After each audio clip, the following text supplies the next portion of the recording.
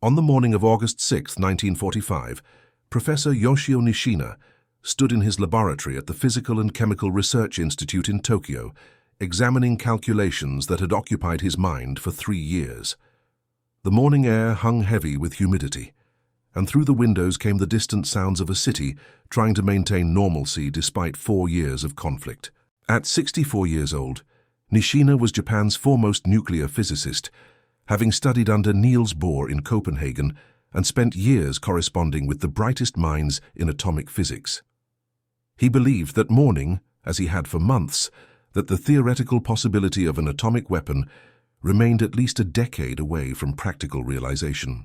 What Professor Nishina didn't know was that approximately 800 kilometers away, his former colleague from Copenhagen, a city that had once been devastated and the laws of physics he had devoted his life to understanding, had just been weaponized in a way that would forever change human history. Before we dive into this story, make sure to subscribe to the channel and tell me in the comments where you're watching from. It really helps support the channel. This is the story of how Japan's scientific community, men who had dedicated their lives to understanding the fundamental forces of nature, confronted the reality that their theoretical calculations had become instruments of unprecedented destruction, and how their response would shape not only Japan's surrender, but the future of scientific ethics worldwide. Dr. Sagane Ryokichi adjusted his radio receiver in his cramped office at the Tokyo Imperial University Physics Department. The 39-year-old physicist had spent the previous evening discussing quantum mechanics with his graduate students, carefully avoiding any mention of the nuclear research program he had been forced to abandon 2 years earlier due to lack of resources. The static cleared momentarily, and through the interference came fragments of a broadcast from the Japanese Broadcasting Corporation. Special type of bombing, Hiroshima, unprecedented damage. The words seemed impossible, disconnected from any reality Sagane could comprehend. In another part of Tokyo, Dr. Suzuki Toranosuke, a chemist who had spent 15 years studying radioactive elements, was examining mineral samples when his assistant burst through the door. "Professor Suzuki," the young man said, his face pale, "they're saying the Americans have used some kind of new weapon on Hiroshima. The entire city center is gone." Suzuki set down his samples carefully, his hands steady despite the tremor he felt building in his chest. "That's not possible," he said quietly. "No conventional explosive could—" He stopped mid-sentence, a terrible understanding beginning to form in his mind. The scientific community of wartime Japan existed in a peculiar state of isolation and frustration.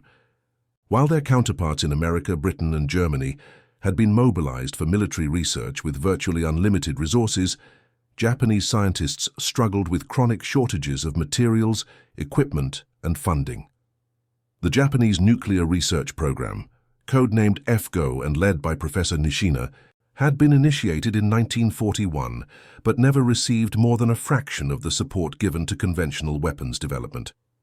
By 1945, it consisted of little more than theoretical studies and a small, inefficient uranium enrichment apparatus.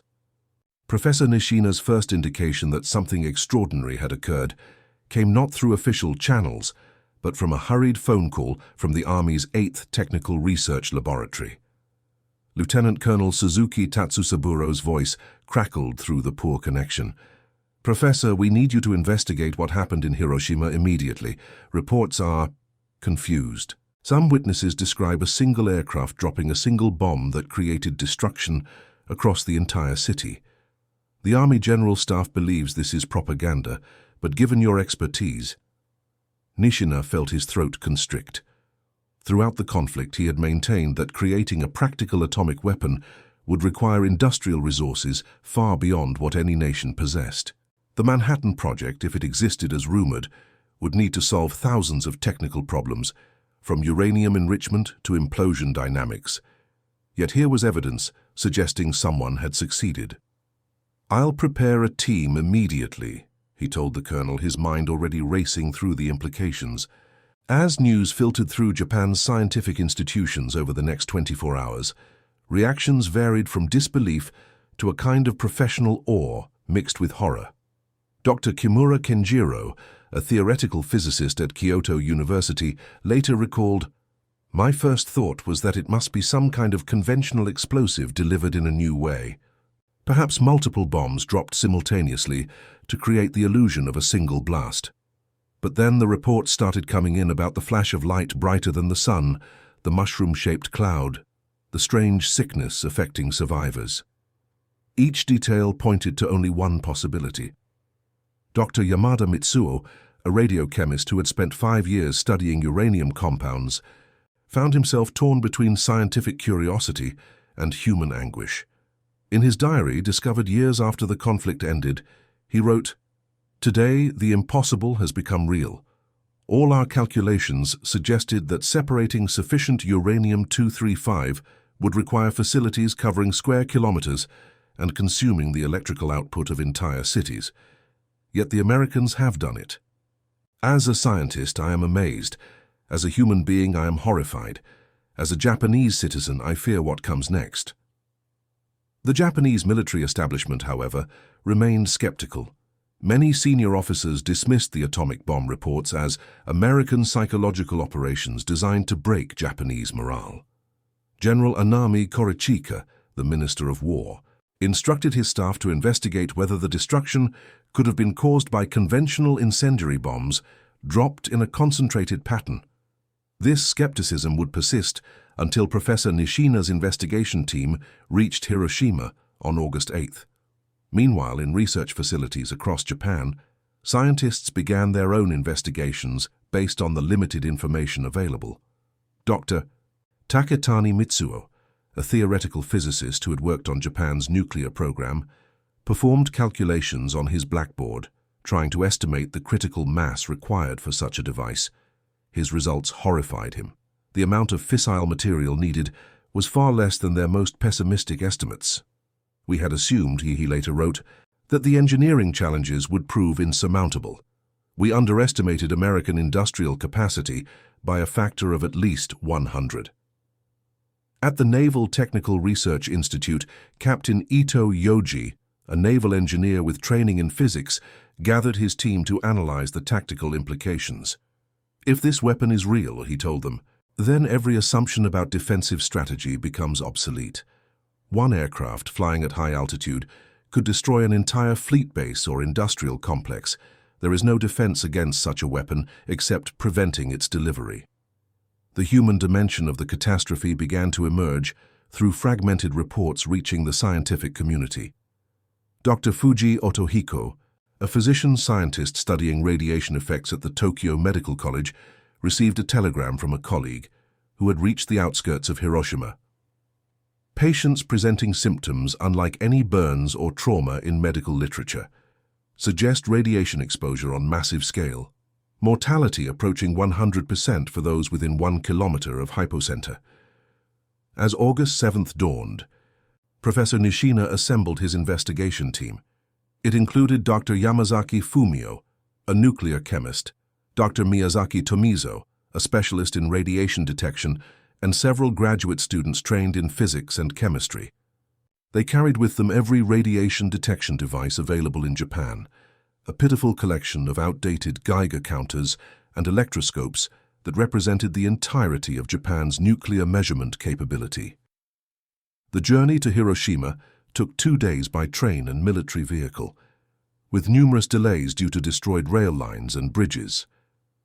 During the trip, Nishina and his colleagues discussed the theoretical aspects of nuclear weapons, their conversations a mixture of scientific analysis and growing dread. Yamazaki later recalled, "Professor Nishina kept returning to the same point. If the Americans had succeeded in building one such weapon, they certainly had the capability to build more. The question was not whether more cities would be destroyed, but when and how many." Back in Tokyo, the scientific community struggled to process the implications of atomic weapons for their profession and their nation. Professor Yukawa Hideki, who would later receive the Nobel Prize in Physics, convened an informal meeting of physicists at Kyoto University. The discussion, recorded in notes by one attendee, revealed deep divisions.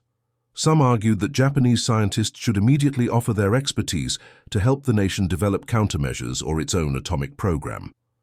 Others contended that such weapons represented a fundamental perversion of scientific knowledge. Dr. Tomonaga Shinichiro, another future Nobel laureate, expressed a view that would become increasingly common. We have spent our careers unlocking the secrets of the atom for the advancement of human knowledge. To see these discoveries turned into instruments of mass destruction is a betrayal of everything science represents. Yet we cannot deny our role in making such weapons possible. Every equation we published, every experiment we conducted, contributed to this moment. The debate intensified when news arrived of the Soviet Union's declaration of war against Japan on August 8th. Dr. Ogawa Masataka, a chemist who had studied in Germany before the conflict, observed grimly, "We are witnessing the convergence of political and scientific catastrophe. The atomic bomb has not only destroyed a city, but has fundamentally altered the balance of global power. Nations without nuclear capability will become subordinate to those that possess it." On August 9th, as Professor Nishina's team conducted their preliminary surveys in Hiroshima, measuring radiation levels that exceeded their instrument's maximum readings, another atomic device detonated over Nagasaki. This second demonstration shattered any remaining illusions about American capabilities or intentions. Dr. Nishina, informed by radio while still in Hiroshima, simply sat in silence for several minutes before saying to his team, "They can produce them in series, the war is over." The reaction among scientists who learned of Nagasaki was one of profound shock mixed with a terrible clarity. Dr. Kitagawa Toshio, a physicist at Tohoku University, wrote in his journal, "The first bomb might have been their entire stockpile, a single achievement requiring years of effort. But a second bomb delivered just 3 days later means they have mastered industrial-scale production. Japan faces annihilation if we continue." Professor Nishina's preliminary report, transmitted to Tokyo on August 10th, was stark in its conclusions. Radiation measurements, survivor testimonies, and physical evidence all pointed to a single weapon of approximately 20 kilotons yield. More troubling were his estimates of the production requirements. Based on our understanding of enrichment processes and critical mass calculations, the United States must possess separation facilities of unprecedented scale. Conservative estimates suggest they could produce sufficient fissile material for 1 to 2 devices per month. The report circulated rapidly through Japan's scientific and military establishment, contributing to the intense debates within the Supreme War Council. Scientists found themselves in the unexpected position of serving as expert witnesses to their own nation's vulnerability. Dr. Asada Tsunesaburo, a physicist called to brief naval commanders, later described the surreal experience. "I stood before admirals who had spent their careers planning for battles between fleets and explained that a single aircraft could now deliver more destructive power than all the naval guns ever manufactured." Private conversations among scientists revealed deep personal anguish. Dr. Shinohara Kenichi, who had studied radioactivity's biological effects, confided to colleagues his fear that radiation exposure would claim victims for years after the explosions. "We are seeing only the immediate deaths," he warned. "The true toll will unfold over decades as radiation sickness, cancers, and genetic damage manifest." As word of the Emperor's decision to accept Allied terms reached the scientific community on August 14th, reactions ranged from relief to profound uncertainty about the future. Professor Nishina, having returned from Hiroshima bearing soil samples still radioactive enough to fog photographic plates, addressed his research team. "Our failure to develop atomic weapons first may have saved us from a terrible moral burden. But we must now consider how science will exist in a world where such weapons are possible." The immediate aftermath of surrender brought unexpected challenges for Japanese scientists. American occupation forces, arriving in September, immediately sought out anyone with nuclear expertise. Dr. Nishina found himself interrogated not as a potential war criminal, but as a valuable source of information about Japanese nuclear research. The Americans seemed particularly interested in understanding why Japan's program had failed to progress beyond basic research. Lieutenant Colonel John Lansdale, Jr., heading the intelligence team, expressed surprise at the primitive state of Japanese nuclear facilities. Nishina responded with characteristic directness. You had the industrial might of America, vast supplies of electricity, and access to global uranium sources. We had theoretical knowledge but lacked everything else. Science alone does not create weapons, industry does. The occupation authorities ordered the destruction of Japan's cyclotrons and nuclear research equipment in November 1945, a decision that devastated the scientific community. Dr. Yukawa led protests, arguing that basic nuclear research posed no weapons risk and was essential for Japan's peaceful development.